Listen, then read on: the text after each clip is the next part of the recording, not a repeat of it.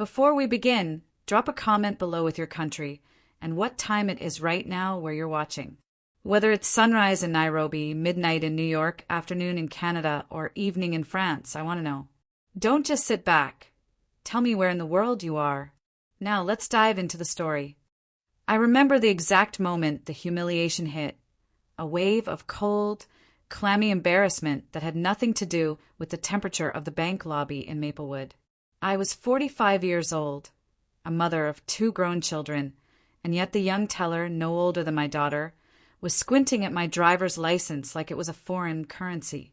Her lips, glossed a bright, unfeeling pink, pursed into a skeptical line as she tapped the laminated card against the mahogany desk. "Ma'am," she began, her voice a little too loud, drawing the attention of the bored business clients waiting behind me. "I'm sorry, but I can't process this check without validating your identity. The photograph here," she paused, gesturing to my image with a long, manicured nail, "shows a woman who, frankly, looks about 25. Your date of birth puts you squarely in your mid-40s. I need an additional form of photo ID that actually resembles you."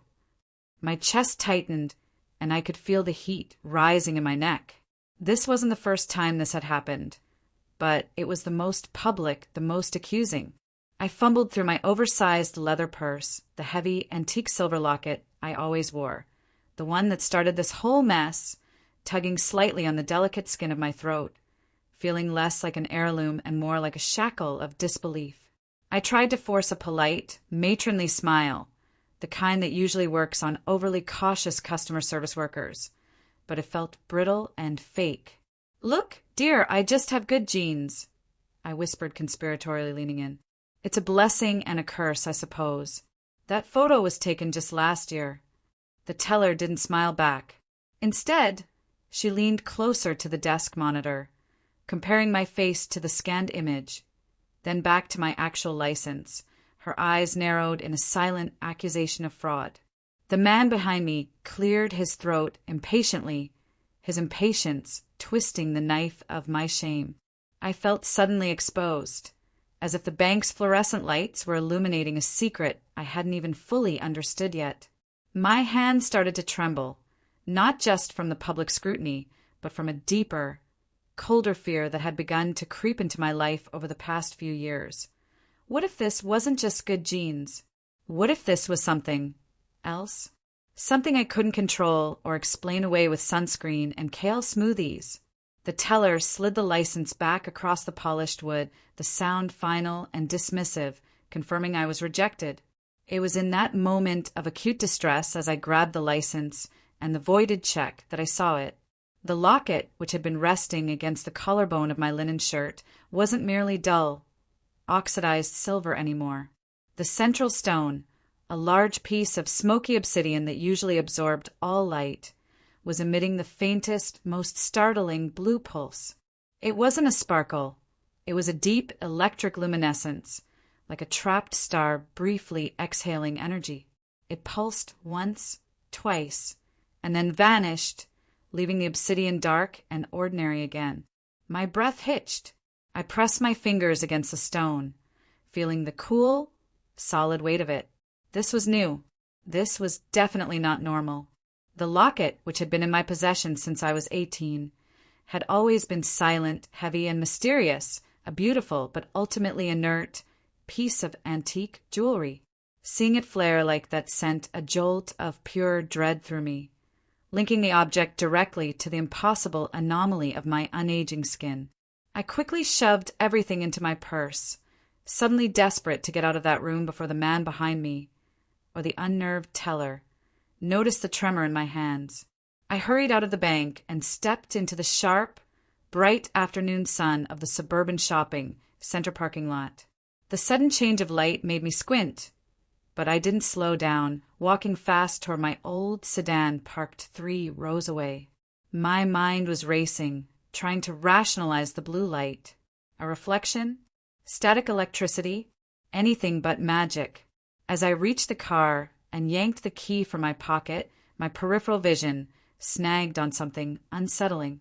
Across the expansive, shimmering asphalt, standing near a dark, unfamiliar sedan parked under the shade of an oak tree was a man. He wasn't looking at the bank. He was looking directly at me. He was tall, dressed impeccably in a suit that looked too formal for the casual suburbia of Maplewood, and his sunglasses were completely opaque, reflecting nothing but the sky. There was something unnervingly patient and still about his posture, like a predator waiting for its prey to make a move.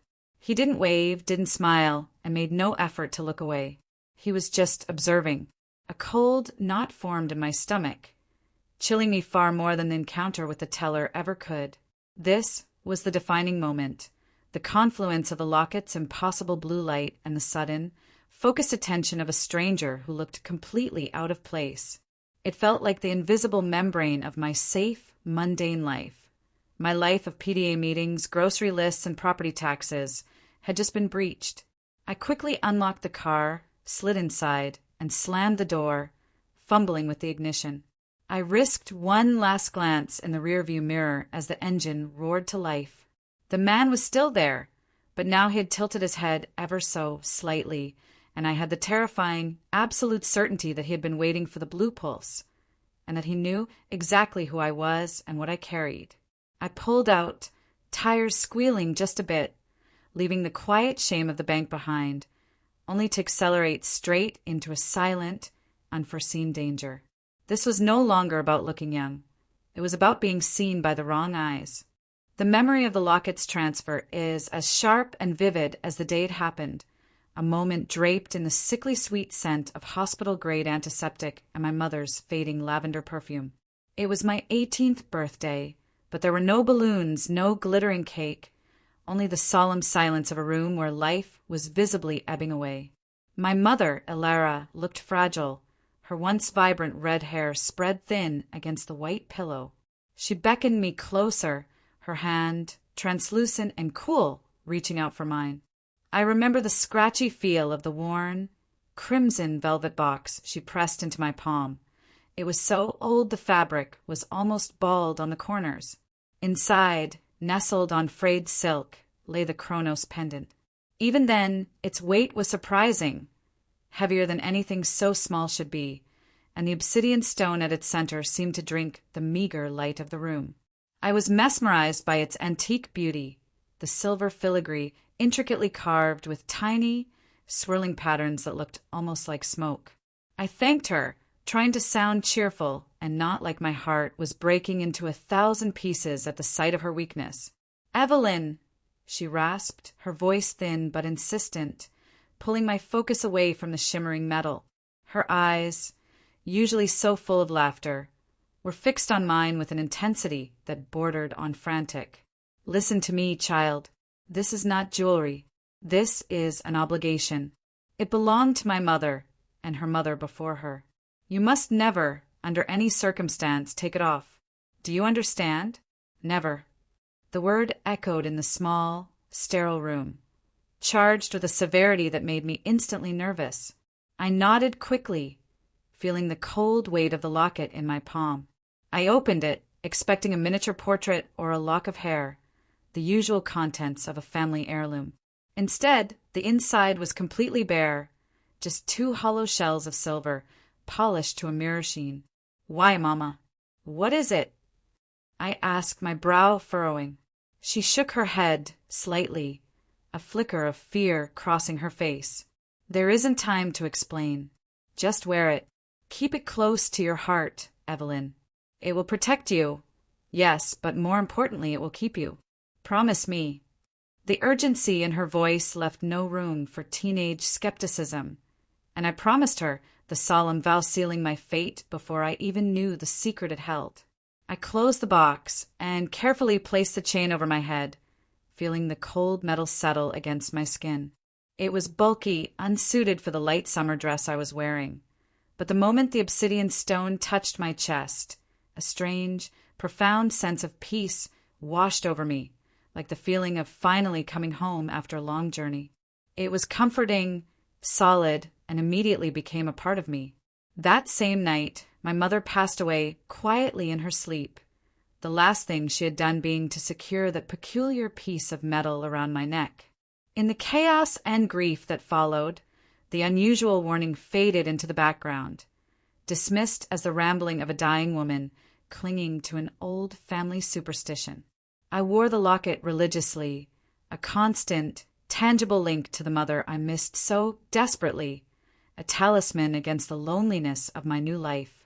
It was a beautiful memory that I carried everywhere, and it seemed utterly harmless, blending perfectly into the background of my life as a college student, then a young wife in the burgeoning American suburbs. Over the next 2 decades, the life I built in Maplewood was achingly normal. I met Jasper at a small community college fundraiser. He was ambitious, kind, and laughed easily, and we settled into a charming 2-story house with a white picket fence and a mortgage that always seemed too high. I raised 2 wonderful children, Maya and Finn, whose childhoods were filled with the predictable rhythms of soccer practice, school plays, and noisy summer barbecues. Through all the milestones, the messy toddler years, the painful teenage phases, the proud college graduations, the locket was a silent witness, never once removed. Jasper would sometimes tease me about my ancient rock, urging me to switch it out for a newer piece of jewelry, perhaps a diamond pendant he could actually afford one day. But I would always refuse, citing my mother's dying wish, and he would drop the subject with a shrug, respecting the sentimental value. We were busy, happy, and increasingly stressed about the future, especially as Jasper's carpentry business hit one recession-fueled snag after another, forcing us to watch our savings dwindle in agonizing slow motion, adding silent tension to every dinner conversation. It was the subtle comparisons that began to grate on me, the tiny, everyday moments that broke the illusion of normalcy. At my 20-year high school reunion, classmates I remembered as youthful and vibrant now showed clear evidence of time's relentless march. Lines etched around their eyes, hair thinned and silvered, bodies heavier with the weight of years. But I looked essentially the same as I had on graduation night, perhaps a little more refined, but structurally impossibly unchanged. The whispers were quiet at first. "Evelyn, you must tell me your secret." Or, "You literally haven't aged a day." It was flattering, then unsettling, and eventually just plain terrifying. That initial shame I felt in the bank was the culmination of years of silent, mounting cognitive dissonance. The locket was protecting me, just as my mother said, but what exactly was it protecting me from? And more chillingly, what was the price of this protection? It was a question that began to echo in the empty spaces of my suburban mind, a silent dread that found no rational answer in the sun-drenched streets of Maplewood. The realization that my good genes were actually a profoundly unnatural phenomenon didn't arrive with a dramatic crash, but rather with the slow, dawning horror of a bad dream. It happened one blazing August afternoon in the frozen foods aisle of the local megamart, a monument to suburban routine. I was pushing a squeaky cart, feeling harried and domestic, when I bumped into a woman staring intensely at the ice cream selection. She turned, and my heart gave a strange, sick lurch. It was Lena Hayes, my best friend from high school, the one who used to share secrets under the bleachers and dream of moving to New York City. I hadn't seen her in 15 years. I recognized the shape of her eyes and the slight slant of her nose, but the rest of her had been drastically reshaped by time. Her face was a roadmap of wrinkles. Her hair was a startling shade of gray streaked through with brittle brown, and she moved with a visible, weary slowness. She looked, to put it simply, like a woman in her late 50s, exactly the age I should have been. "Lena! Oh my goodness, Lena, is that really you?" I exclaimed, genuinely thrilled and shocked. I reached out and squeezed her arm. She smiled back, but her eyes, when they focused on me, held a complicated mixture of warmth and profound confusion. "Evelyn Vance," she said, her voice gravelly and lower than I remembered. "You look exactly the same. No, wait. You look younger than the last time I saw you." She let out a dry, humorless chuckle and then trailed off, studying my face with an almost painful intensity, her smile collapsing into a look of genuine disbelief. The contrast between us was instantly, brutally apparent. I was wearing jeans and a simple t-shirt, looking youthful and energetic, while Lena was bundled in a light cardigan despite the heat, appearing aged, weathered, and tired. The fluorescent lights of the supermarket seemed to amplify the stark difference, throwing Lena's deep lines into sharp relief against my smooth, unlined complexion. The reality was undeniable. 15 years had done nothing to me, but they had clearly worked overtime on her. I stammered through an explanation about a strict diet and a newfound obsession with high-end serums, which sounded hollow and frankly insulting even to my own ears. Lena, a woman I knew to be sharp and grounded, simply nodded slowly, but the look in her eyes held a silent question I couldn't answer and didn't want to hear. The encounter ruined my afternoon, leaving a metallic taste of anxiety in my mouth. I went home and spent hours obsessively scrutinizing my reflection in the unforgiving daylight of the bathroom mirror, comparing the small, barely perceptible lines around my eyes to the deep canyons on Lena's face. I was 37 then, but I could easily pass for 25. The locket lay heavy and cold on my collarbone, and for the first time, I felt not pride in my youthful appearance, but a rising panic. This wasn't just good luck. This was an anomaly, a divergence from the human norm that would eventually make me an outsider to everyone I loved, including my husband, Jasper, who was starting to look his age. Jasper was turning 40, and the stress of his struggling carpentry business had begun to etch fine lines into his forehead and dust his temples with silver. The contrast between us was growing more pronounced every year. When we went out, people would often mistake me for his much younger second wife, or, worse, his daughter.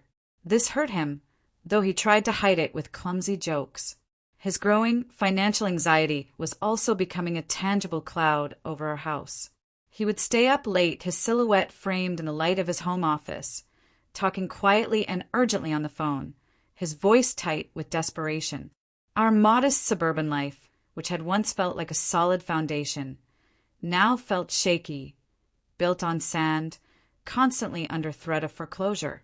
The constant worry about money deepened the physical gulf between us, his face aging prematurely from stress, mine remaining stubbornly fixed in time, creating a visual betrayal of our shared years, fueling a subtle, silent resentment I could feel simmering beneath his exhaustion.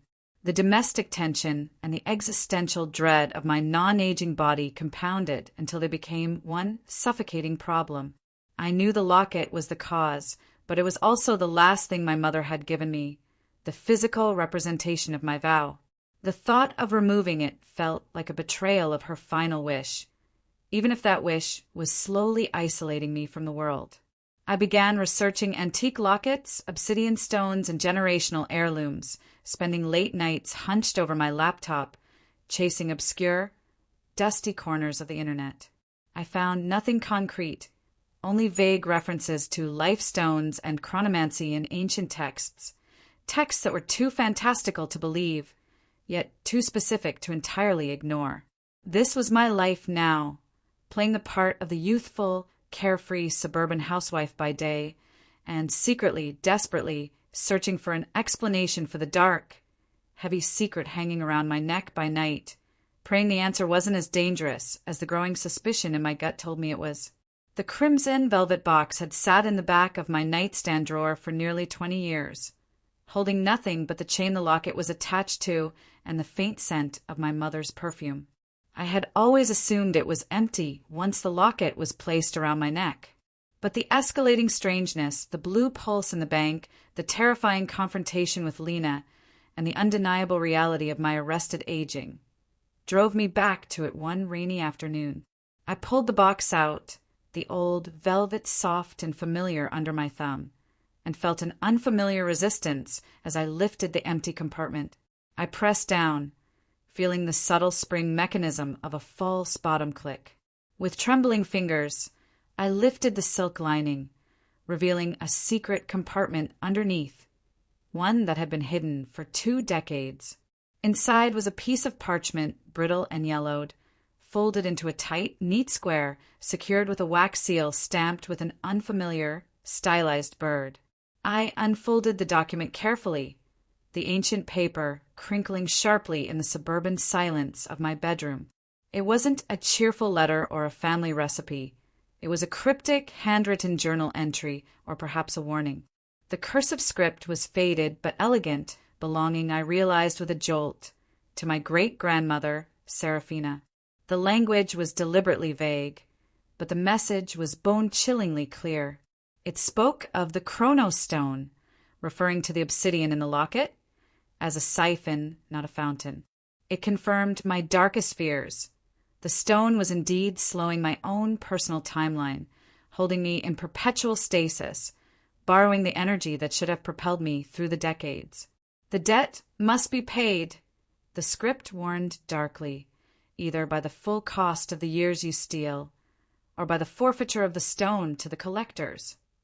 My hand started to shake, so violently the paper rattled.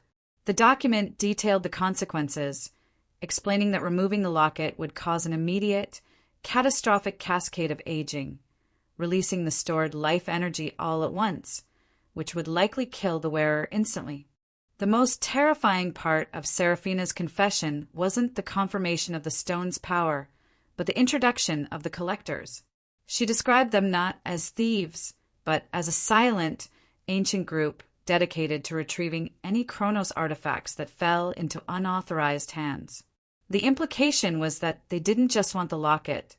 They wanted to neutralize the anomaly I had become. Reading the description of their methods, silent observation, patience, and absolute ruthlessness, I flashed back to the immaculately dressed man in the opaque sunglasses, standing so unervingly still in the bank parking lot.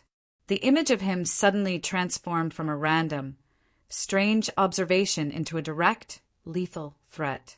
The document felt like a literal countdown timer, revealing that my mother hadn't just given me an heirloom.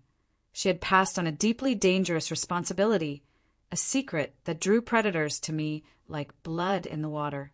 This discovery changed everything. My life was no longer about hiding my age. It was about survival. I realized that my mother's feverish, dying warning, "Never take it off," was not a superstitious command, but a vital, life-saving instruction.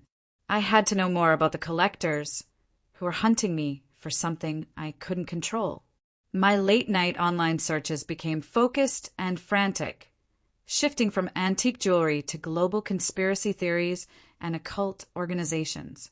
I found a few terrifyingly accurate, though heavily encrypted, historical accounts referencing groups that monitored temporal anomalies, always ending abruptly or with a warning about unauthorized access.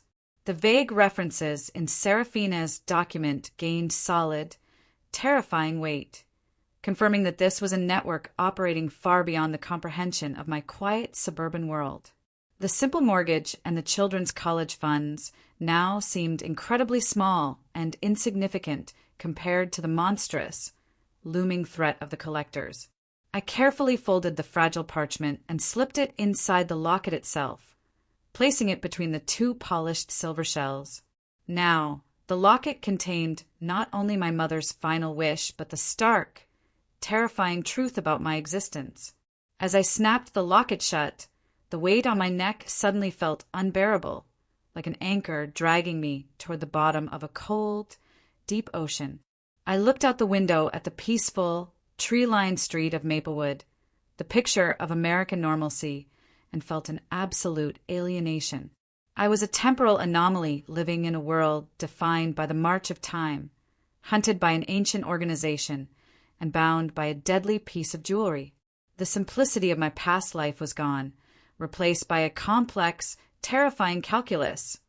I wore the Chronos stone to live, but by wearing it I was slowly attracting the very people who would kill me to reclaim it. The financial pressure on Jasper was reaching a breaking point, and the tension was so thick in our house you could almost taste it, a metallic, bitter flavor in the air. His business had failed to secure a major contract, and the creditors were calling at increasingly aggressive hours. I noticed him watching me, not with the loving admiration of a husband, but with a new, speculative glint in his eyes that was deeply unsettling. He had seen the blue pulse that day at the bank. I had confessed to him about the odd behavior of the locket, trying to ease the burden of the secret, but stopping short of revealing Seraphina's terrifying parchment. I merely told him it was an antique with peculiar metallic properties that was highly valuable and maybe responsible for my slow aging. I told him we could never sell it, that it was intrinsically tied to my health. But desperation is a cruel lens that filters out caution. Jasper's need for salvation, to keep our house and protect our children's future, began to twist into a reckless disregard for my warnings. The true betrayal unfolded on a Tuesday, the kind of mundane day usually reserved for laundry and errands. I came home unexpectedly early from a meeting with a friend, pulling my car into the driveway just as Jasper's dark pickup was pulling away. My instinct immediately screamed that something was wrong. His departure was too quick, his face too pale as he glanced at me through the window. I rushed inside, and the first thing I noticed was that the antique velvet box, which I had hidden in a locked safe, was not where I had left it. I found him in the garage, standing under the harsh glare of a bare light bulb, talking low and conspiratorially into his phone. He didn't notice me until he was mid-sentence, the words hanging in the air like poisoned smoke. "No, she's not here. But I can bring you the piece. It's a silver locket, heavy obsidian stone. I've been told it's medieval. You mentioned a starting price of 100,000. My breath caught in my throat, a sharp, physical pain that made me gasp. He spun around, dropping the phone in his shock, which skittered across the concrete floor, and went silent. The sight of the empty velvet box in his hand, and the knowledge of the secret he was selling, shattered 20 years of trust in an instant. The money wasn't just about the financial relief. It was about the immediate, fatal danger he was inviting, the collectors he was luring directly to our safe, quiet suburban doorstep. "Jasper, what have you done?" I choked out, my voice ragged with hurt and terror. He looked frantic, his eyes darting between me and the silent, dark phone, the desperation making him aggressive. He confessed, stammering, that he had arranged a meeting with an antique dealer named Mr. Thorne, a name that sent a jolt of ice through my veins, confirming he was one of the collectors, who had found him through an anonymous online post he had made seeking high-value buyers for a unique family relic. "We need the money, Evie. We're going to lose everything. It's just an old rock. And that guy offered enough to save the house," he pleaded, taking a step toward me.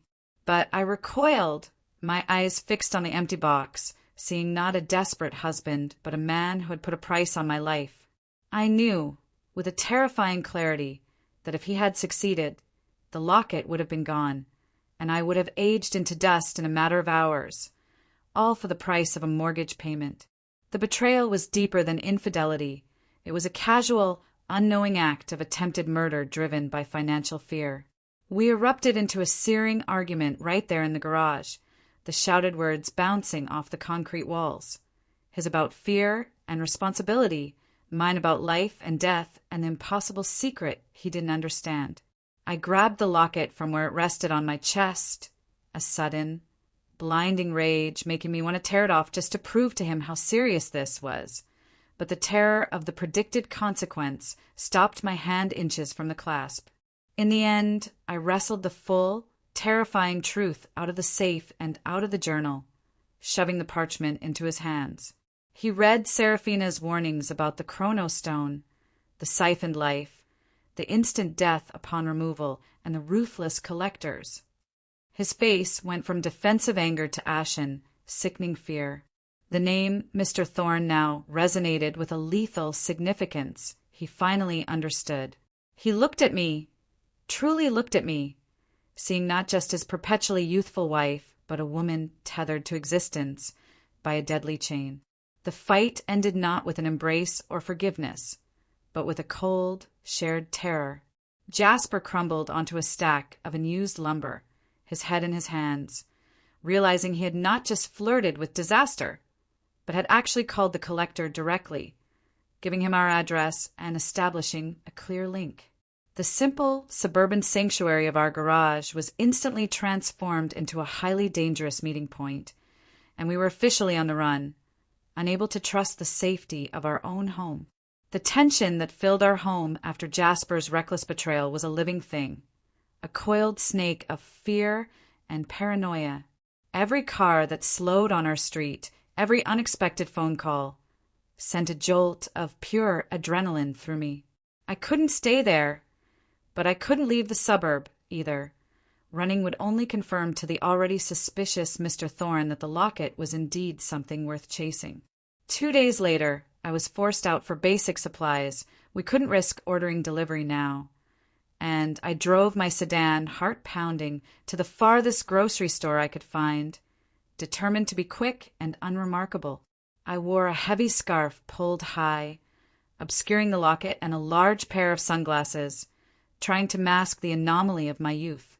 The air conditioning in the store felt icy against my skin, but inside I was burning with dread, moving through the aisles like a ghost, constantly scanning for familiar stillness or unnatural attention. I was loading bags into the trunk of my car in the isolated rear section of the parking lot, my mind already calculating the fastest route home, when the dark sedan I recognized from the bank, the one from 3 days earlier, pulled smoothly and silently into the spot directly beside me. My fingers froze around a bag of frozen peas. The driver's side door opened, and out stepped a figure instantly recognizable as the man from the bank. Tall, impeccably dressed, and radiating a calm, professional menace. It was Mr. Thorne. He didn't rush, didn't smile, and offered no pretense of a greeting. His presence was a declaration. "Mrs. Vance," he stated, his voice a low, smooth baritone that was chillingly polite. "I apologize for the abruptness. I believe your husband and I had a misunderstanding regarding a certain heirloom. It would be mutually beneficial if you simply handed it over now. We can discuss a generous compensation." I felt the blood drain from my face, but the adrenaline also brought a surprising clarity. There would be no compensation, only the immediate release of 2 decades of siphon life. "I don't know what you're talking about," I lied weakly, slamming the trunk shut and instinctively backing away, my hand flying to the scarf covering the locket. Thorne took a step toward me, and that's when I saw the subtle shift in his demeanor, the predatory focus behind the opaque lenses. He was going to take it by force. He moved with a frightening speed and precision, his hand shooting out to grab my arm, his grip instantly strong and inescapable. But then a bizarre, unexpected thing happened. The locket, pressed against my skin, seemed to channel the fear and urgency coursing through me. I felt a surge of raw, physical energy, not strength exactly, but a profound, unnatural vitality. I reacted purely on instinct, turning my body and twisting out of his grasp with an agility that a woman my apparent age shouldn't possess. The movement was sharp, almost whiplash-inducing, and Thorne, who had clearly anticipated a struggle with a middle-aged woman, was caught off guard. I didn't stop to think. I ran, sprinting across the wide, empty lanes of the parking lot, propelled by that raw, temporal energy. My lungs didn't burn, my legs didn't tire, and my mind was shockingly lucid. I was moving faster than I had since I was a teenager, weaving between parked cars, hearing Thorne's heavy, expensive shoes pounding the asphalt behind me, the sound a constant, terrifying rhythm of pursuit. The physical effect of the locket was now undeniable. It was not just stopping time. It was infusing me with a heightened physical state, a secret benefit that was suddenly vital for my survival. I reached the far side of the lot and vaulted over a low concrete barrier with an effortless grace that astonished even me, landing neatly on the other side. Thorne stopped at the barrier, his frustration clear in the tightening of his jaw. He knew he couldn't chase me on foot without drawing unwanted attention. He didn't yell a threat. Instead, he simply stood there, regaining his composure, pulling out his phone. I realized with a cold certainty that this wasn't an isolated incident. This was the opening move in a protracted, deadly hunt. I had escaped, but I had confirmed that the locket was real, valuable, and that I was capable of defending it. I knew he was calling in backup, confirming my identity and location. I didn't slow my sprint until I reached the small, thick grove of trees bordering the highway, then cut through the underbrush, finally slowing down only when I was certain I was out of sight. I hurried toward the relative safety of a side street, the heavy locket swinging wildly against my chest, a physical confirmation that the chase had indeed begun. Exhausted, terrified, and acutely aware that Mr. Thorne was now actively hunting me in my own town, I drove not home, but to the only other person alive who might share this monstrous secret, my Aunt Vivian. Vivian, my mother Alara's older sister, lived in a quiet, slightly run-down colonial house 10 miles away, a place where time seemed to move at its own slow, measured pace.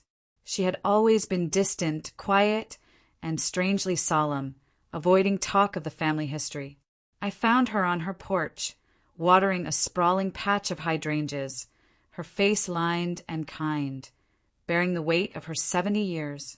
As she invited me inside, offering iced tea and a familiar sense of calm, I could feel the locket pulse faintly against my throat, reacting to the proximity of someone who might understand its power.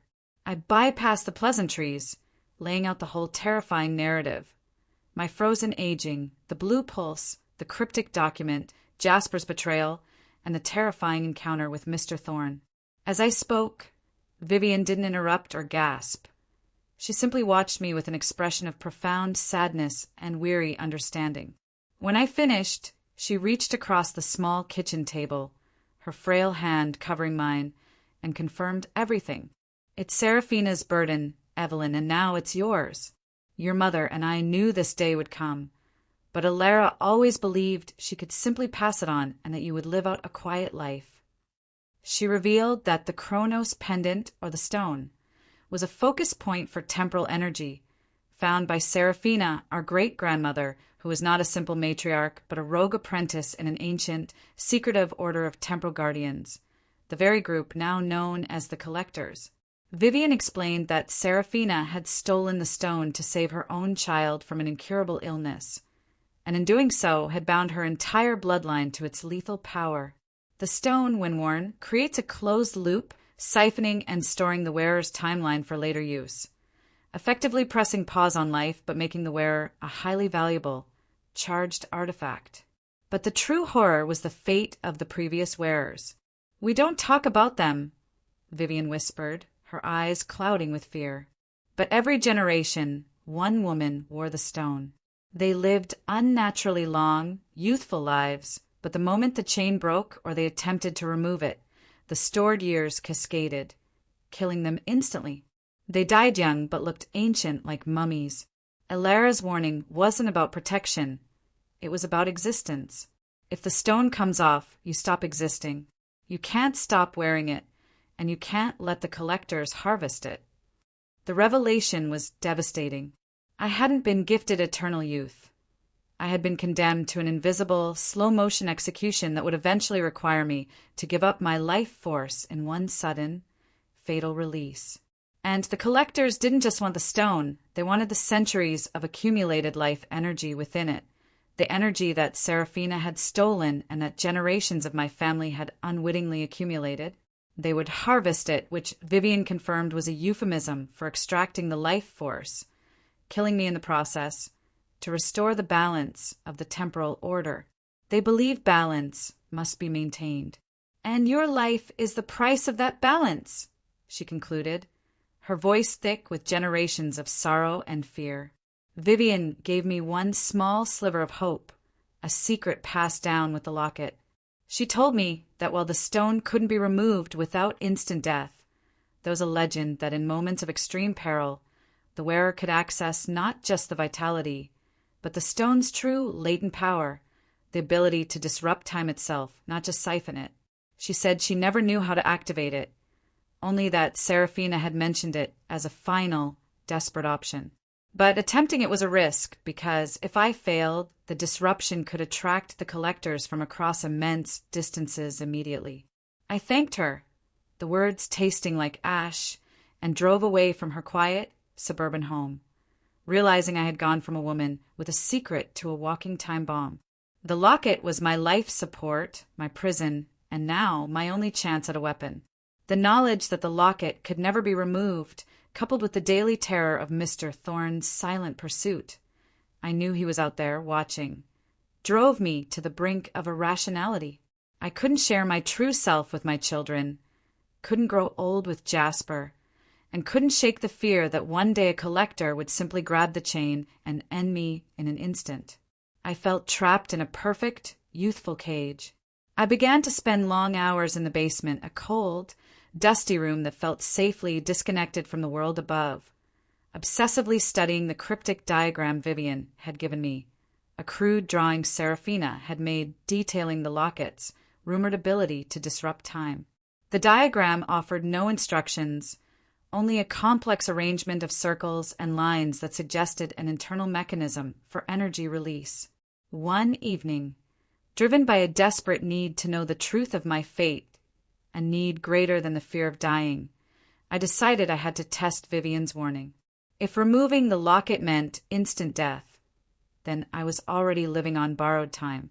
If I could survive a fraction of a second, perhaps there was a way to live without it. I waited until Jasper was upstairs, asleep, and the house was submerged in the deep, quiet darkness of the suburbs. I stood in the center of the basement, the locket heavy on my chest. My heart hammered against my ribs, a frantic, loud drum in the silence. I closed my eyes, took a deep, shuddering breath, and reached behind my neck, locating the small, antique clasp with shaking fingers. I fumbled with the delicate mechanism, and then with a sharp, decisive click, the chain separated. The moment the weight lifted from my throat, the entire world seemed to accelerate. It was not a gentle fading. It was an instant, violent physiological shock. A blinding, searing pain ripped through my body, originating from the spot where the locket had rested. I felt every single siphon year of my life rush back into my system with the force of a tidal wave. In that terrifying microsecond, my skin felt like it was shrinking and crumbling, my muscles protesting under an instantaneous, impossible load. I didn't see it, but I felt my face contort and sag, my hair turning brittle, the vitality being violently sucked out. A crushing exhaustion, the pure, unadulterated weight of 27 years, settled on me.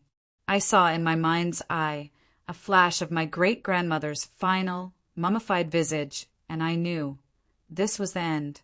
I was dying, instantly, painfully, and alone in a dusty basement. The shock of the physical transformation was so horrifying that my instinct, the primal, overriding drive to survive, took over my conscious thought. I had only let go of the chain for maybe half a second, but it felt like an eternity. With a desperate, choked cry, I lunged forward, groping wildly on the floor for the heavy silver chain.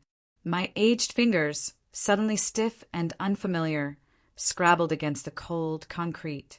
I finally snagged the chain, pulling it up and fumbling the two ends together. With the last ounce of my strength, I jammed the clasp back together, not caring if it was secure, just needing the metal to reconnect. The moment the locket was whole and settled back against my chest, the violent aging process stopped, the cascade instantly reversed. I collapsed onto the floor, hyperventilating, the pain receding, leaving behind a profound weakness and a residual, phantom ache in my bones. I was back to my youthful self, but the sheer horror of the experience was etched deep into my soul. I lay there, gasping, staring up at the bare bulb, the locket feeling scalding against my skin. The test had yielded its devastating truth. The stone wasn't just delaying death, it was holding it at bay. If I removed it, the years would claim me in an instant. I now knew, with absolute certainty, that there was no way out, only a confrontation. My only path forward was to find the latent power Vivian spoke of, and use it to neutralize the stone before Mr. Thorne could take it and kill me. The locket was now a loaded weapon, and I was holding it to my own head. The air in our living room was thick with the scent of pine and cheap air freshener, a desperate attempt to create a facade of normalcy for our imminent doom. After my test in the basement, I had confessed the full, terrifying truth to Jasper, the depth of the danger and the irreversible nature of my bond to the locket. He was pale but determined, his guilt transmuted into a fierce, protective urgency. We knew Thorn was coming. It was only a matter of time. We had moved the furniture, cleared our windows, and waited, armed only with Seraphina's cryptic diagram and our frantic, shared terror. The stillness of the suburban night was finally broken by the sound of tires crunching gravel on our driveway. Too quiet, too deliberate. The collectors had arrived, and this was the endgame. Mr. Thorn didn't bother with the door. There was a sharp crack, and the front lock splintered inward. He stood in the doorway, silhouetted against the weak porch light, no longer politely menacing, but overtly dangerous. Flanked by two other agents, massive, silent men in dark utility gear. Thorn took a slow, calculated step into the room, his eyes instantly locking onto the locket resting against my throat. "It ends tonight, Mrs. Vance," he announced, his voice devoid of emotion. "The stone is fully charged, and the council is waiting.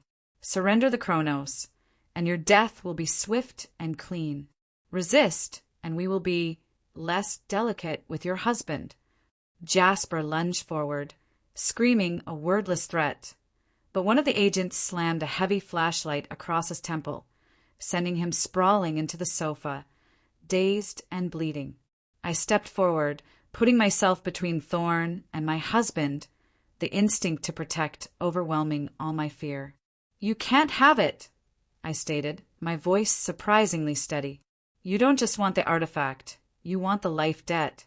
You want to kill me for balance." Thorn smiled, a chilling, joyless expression. "The stone is merely a battery, Mrs. Vance. You are the energy source. Keeping it on slowly kills you. The siphon never truly stops. Taking it off kills you instantly. The choice is meaningless, only the result matters." He advanced slowly, pulling a sophisticated, metallic device from his inner jacket pocket, a harvesting instrument.